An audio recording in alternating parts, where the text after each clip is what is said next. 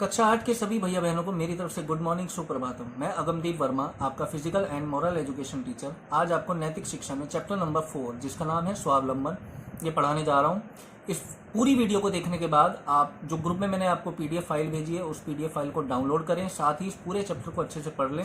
और इस चैप्टर से संबंधित मैंने प्रश्न उत्तर दिए हैं, उनके नोट्स बनाए हैं, वो आप उन नोट्स में से प्रश्न उत्तर उतार लेंगे।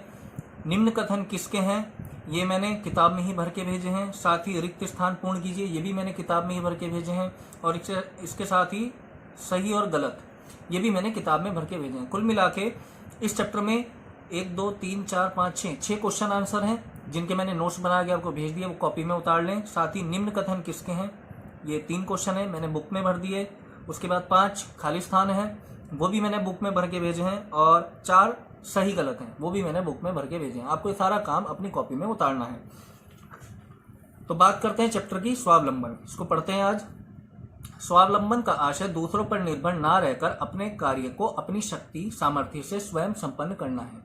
देखिए, स्वावलंबन इसका मतलब क्या होता है, सेल्फ डिपेंड होना, खुद पे निर्भर होना। हम दूसरों पे ना निर्भर होकर अपना कार्य अपने सामर्थ्य और अपनी शक्ति से स्वयं करें, इसी को हम स्वावलंबी होना कहते हैं। आचार्य चाणक्य उन्नति का मार्ग स्वावलंबन को मानते हुए नीति वाक्य में लिखते हैं कि जो व्यक्ति अपना कार्य स्वयं ईमानदारी, कर्तव्यनिष्ठा और लगन से पूरा करता है, वह सबसे अधिक समृद्धशाली होकर अक्षुण्ण कीर्ति प्राप्त करता है। और जो व्यक्ति दूसरों पर निर्भर रहकर किसी कार्य को पूरा करने की इच्छा शक्ति रखता है, वह विद्या, तप, दान, संयम एवं चरित्र से श्रेष्ठ होते हुए भी अनेक प्रकार की विपत्तियों से घिरा रहता है।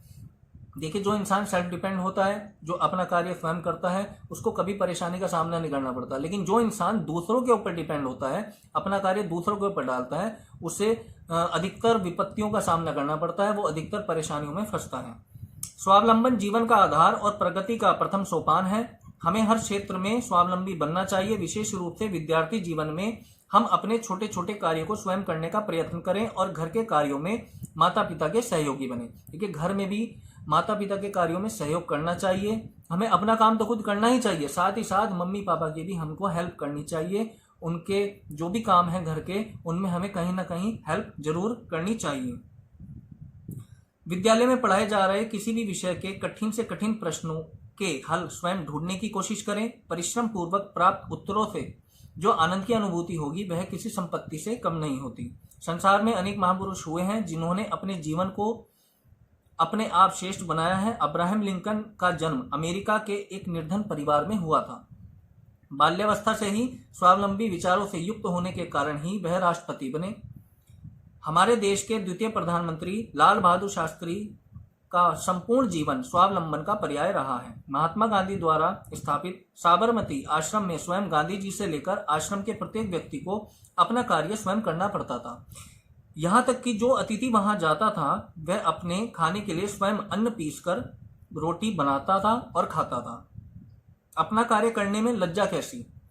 इस संदर्भ में एक प्रेरक प्रसंग स्मरण करने योग्य है। एक बार रविशंकर महाराज एक शाम किसी स्टेशन पर उतरे तो एक परिचित नव युवक से उनकी भेंट हो गई। लड़के के पास लगभग 5-5 किलो भार की 2 अटैचियां थी। वह एक प्लेटफॉर्म पे खड़ा कुली कुली चिल्ला रहा था। रविशंकर महाराज ने कहा, तुमसे अटैचियां नहीं उठाई जा सकती तो लाओ मैं ले चलूं। लड़का शर्माकर स्वयं अटैचियां हाथ में लटकाए चलने लगा। थोड़ी देर बाद अपनी झेप दूर करने के लिए लड़के ने तर्क दिया, महाराज, आपने बेचारे कुली के 4 आने बेकार ही मार दिए। मेरे पिता पर्याप्त रुपए कमाते हैं, इसलिए मैं गरीब कुली को कुछ पैसे देना चाहता था। किसी निर्धन को पैसे देने में कोई पाप नहीं होता। इस पर रविशंकर महाराज ने मुस्कुराते हुए कहा, बिना अपनी सेवा कराए ही तू पैसे दे देता तो काफी पुण्य होता ना। युवक यह बात सुनकर बहुत लज्जित हुआ और आगे की ओर चलता गया। रामचरितमानस में गोस्वामी तुलसीदास लिखते हैं, पराधीन सपनेहु सुख नाही, अर्थात किसी अन्य के अधीन रहकर स्वप्न में भी सुख की अनुभूति नहीं की जा सकती। वास्तविक आनंद की प्राप्ति के लिए तो स्वयं ही आत्मविश्वास के साथ समस्त कार्यों को करना होगा। हमें अपने जीवन को उन्नत बनाने के लिए प्रत्येक क्षेत्र में स्वावलंबी बनना चाहिए। यदि सभी व्यक्ति इस प्रकार के आचरण का पालन करें तो उनका जीवन सहनशीलता, सरलता, दया, पवित्रता और सच्चाई की प्रतिमूर्ति बन जाएगा। देश व समाज समुन्नत होकर विश्व में गौरव प्राप्त करेगा। तो ये था आपका चैप्टर नंबर 4 नैतिक शिक्षा में, जिसका नाम था स्वावलंबन। इस चैप्टर को मैंने पूरा पढ़ के आपको समझाने की कोशिश की है। इस वीडियो के साथ जो मैं पीडीएफ भेज रहा हूँ, वो पीडीएफ फाइल डाउनलोड करके आप इस चैप्टर को भी अच्छे से पढ़ लें। अगर आपके पास घर में बुक है तो घर में बुक से पढ़ सकते हैं, नहीं है तो मैं चैप्टर की पीडीएफ भेज रहा हूँ। मैं आपको दोबारा बता देता हूँ, उस पीडीएफ में जो ग्रुप में इस वीडियो के साथ भेजी है, उस पीडीएफ में आपको क्वेश्चन आंसर के नोट्स मिलेंगे, वो आपको उतारने हैं। उन नोट्स में से बाकी निम्न कथन किसके हैं, रिक्त स्थान और सही गलत, ये मैंने बुक वाले पेज पे ही भर के आपको सेंड की है। आप जब पीडीएफ डाउनलोड करेंगे तो आपको वो दिख जाएंगे। आप ये तीनों चीजें भी अपनी कॉपी में उतार लें। आपको कोई भी जानकारी मुझे इस चैप्टर से संबंधित लेनी हो मुझसे, तो आप मुझे कॉल या मैसेज करके जानकारी ले सकते हैं। Thank you.